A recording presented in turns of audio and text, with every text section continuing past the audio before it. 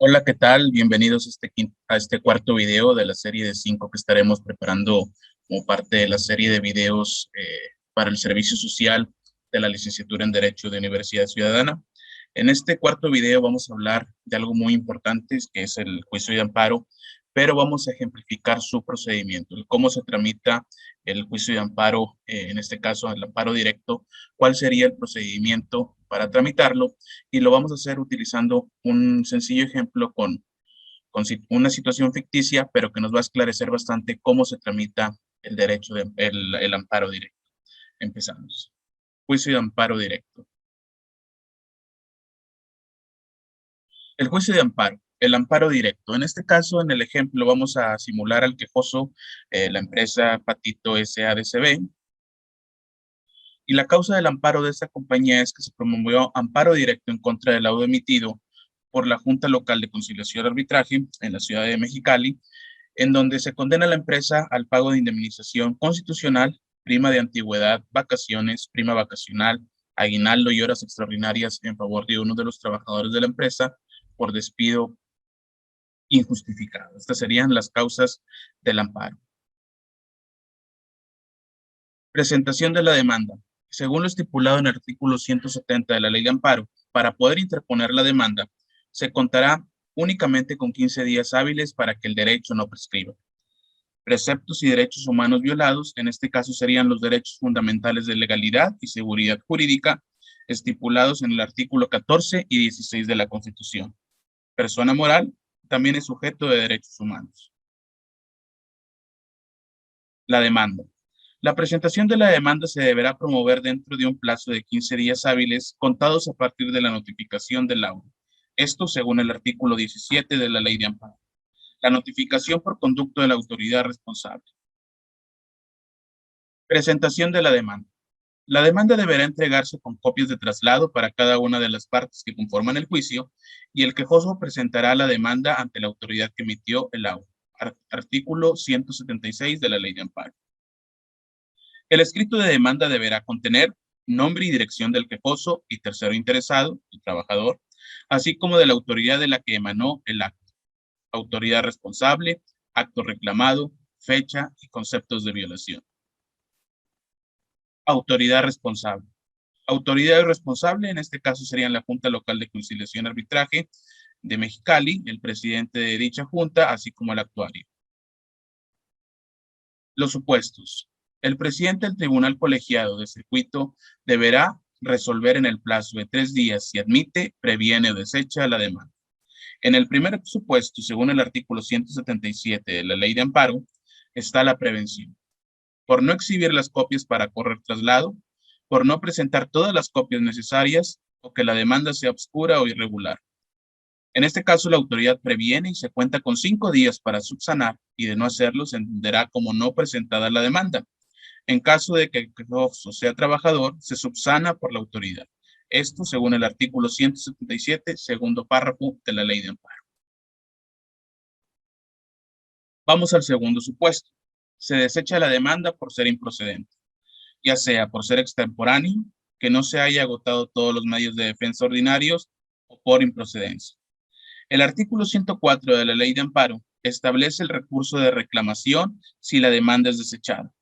Este se deberá de interponer dentro del término de 3 días siguientes al que surta efectos la notificación, para revertir la decisión de no admisión de la demanda. La decisión recae en los 2 magistrados restantes. Estos deberán resolver en un plazo máximo de 10 días. En el tercer supuesto, si la demanda se admite, según el artículo 181 de la Ley de Amparo, el presidente del Tribunal Colegiado de Circuito admitirá la demanda y notificará a las partes el acuerdo relativo para que en un plazo de 15 días presenten sus alegatos o promuevan amparo adhesivo. Veamos el procedimiento. Según el artículo 178, la autoridad tiene un plazo de 5 días hábiles que empezarán a correr al día siguiente en que surte efecto la notificación. Se deberá certificar al pie de la demanda la fecha de notificación al quejoso. Se deberá correr traslado al tercero interesado en su último domicilio y rendir el informe con justificación acompañado la demanda de amparo. los autos de juicio de origen con sus anexos y la constancia de traslado a las partes. Deberá dejar copia certificada de las actuaciones que estime necesarias para la ejecución de la resolución reclamada o para proveer respecto a la suspensión. Amparo adhesivo. El artículo 182 de la Ley de Amparo dice que la parte que haya obtenido sentencia favorable y la que tenga interés jurídico en que subsista el acto reclamado, podrá presentar un amparo en forma adhesiva, al que promueva cualquiera de las partes que intervinieron en el juicio del que emana el acto reclamado. Procedimiento de amparo adhesivo. Se tramitirá en el mismo expediente, se resolverá en una misma sentencia. Procede solo en casos que fortalezca las consideraciones de la sentencia definitiva o laudo. Se correrá traslado a la parte contraria. Si no se promueve, precluye el derecho a promoverlo. Suspensión del acto reclamado. La autoridad responsable decidirá en el plazo de 24 horas, a partir de la solicitud, sobre la suspensión del acto reclamado y los requisitos para su efectividad. Artículo 190 de la Ley de Amparo. Notificaciones. Artículo 24. Las resoluciones deben notificarse a más tardar dentro del tercer día hábil siguiente.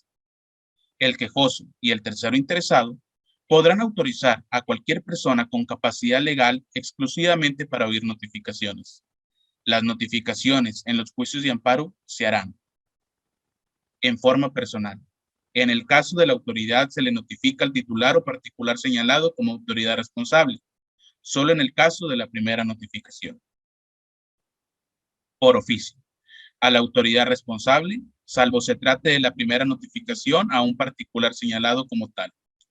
A la autoridad que tenga el carácter de tercero interesado y al Ministerio Público Federal en el caso de amparo contra normas generales. Por lista, en los casos no previstos anteriormente. Por vía electrónica, a quien así lo solicite, esto según el artículo 27 de la Ley de Amparo. Turno a sentencia. Toca, transcurridos los 15 días, dentro de los 3 días siguientes, al presidente del tribunal colegiado turnará el expediente al magistrado ponente que corresponda para que formule proyecto de resolución dentro de los 90 días siguientes. El auto de turno hace las veces de citación para la sentencia. Artículo 183 de la Ley de Amparo. El asunto se lista para resolverlo sesionando en pleno, poniendo un aviso o lista a las partes para que conozcan de los asuntos que serán vistos en dicha sesión. La lista de los asuntos que deban verse en cada sesión se publicará en los estrados del tribunal, cuando menos 3 días antes de la celebración de la sentencia, sin contar el día de la publicación ni el día de la sesión. Artículo 185 de la Ley de Amparo. El día señalado para la sesión, que se celebrará con la presencia del secretario, quien dará fe, el magistrado ponente dará cuenta de los proyectos de resolución, el presidente pondrá a discusión cada asunto, se dará lectura a las constancias que señalen los magistrados y estando suficientemente debatido, se procederá a la votación. Acto continuo, el presidente hará la declaración que corresponda y el secretario publicará la lista en los estrados del tribunal. Sesiones plenarias. Se delibera y se decide la resolución del amparo. En las sesiones plenarias puede pasar lo siguiente: que el amparo se apruebe por unanimidad de votos o mayoría. Se hará el engrose, que es redactar la sentencia tal y como va a quedar, o ejecutoria definitiva, sentencia firme. La sentencia deberá de ser firmada en los siguientes 10 días hábiles. Si la decisión fue por mayoría, el ministro que no estuviera de acuerdo podrá pedir que se incluya su voto particular en la sentencia. Artículo 186 de la Ley de Amparo. Que el amparo sea aplazado, porque no sea aprobado, pero amerita seguir discutiéndose el caso. Tercero, que el amparo sea retirado. Si tiene alguna deficiencia el estudio del proyecto y requiere subsanarse para ser repartido y discutido otra vez en una subsecuente sesión. Y por último, que el amparo sea returnado. Si el asunto no alcanzó mayoría de 2 votos, pasa a otro magistrado para ser resuelto. Al resolver, se privilegiará el análisis de los conceptos de violación de fondo y luego los de forma o procedimiento. Esto según el artículo 189 de la Ley de Amparo. Ejecución de sentencia. Solo si el amparo se le devuelve a la responsable para que dé el debido cumplimiento en 3 días, apercibida de que no hacerlo, se impondrá a su titular una multa y de darse la ejecución de la sentencia, puede culminar con la separación de su puesto y su consignación.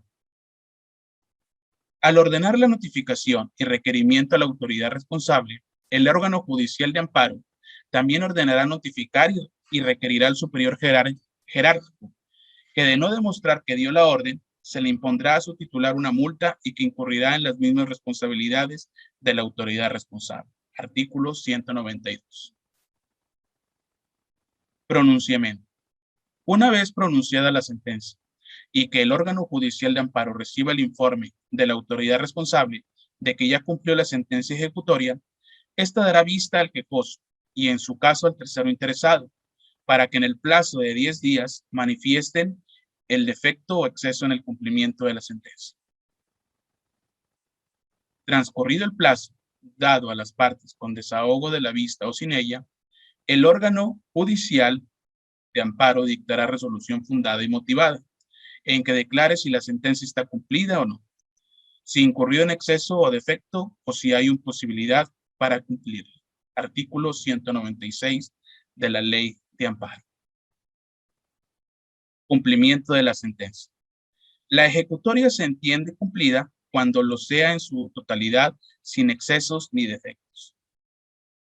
Una vez que se declare cumplida la sentencia, el órgano judicial de amparo la declara cumplida.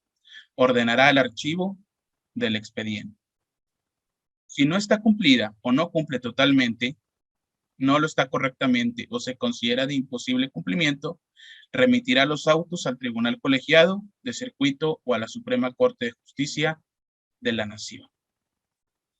Pues muchas gracias por haberme acompañado en este cuarto video de la serie de 5 que estaremos presentando, donde estaremos hablando sobre el derecho de amparo. Espero que este video haya servido para aclarar un poco sobre cuál es el procedimiento del amparo directo. En el próximo video estaremos hablando sobre el procedimiento para el amparo indirecto. Muchas gracias y nos vemos en el siguiente video.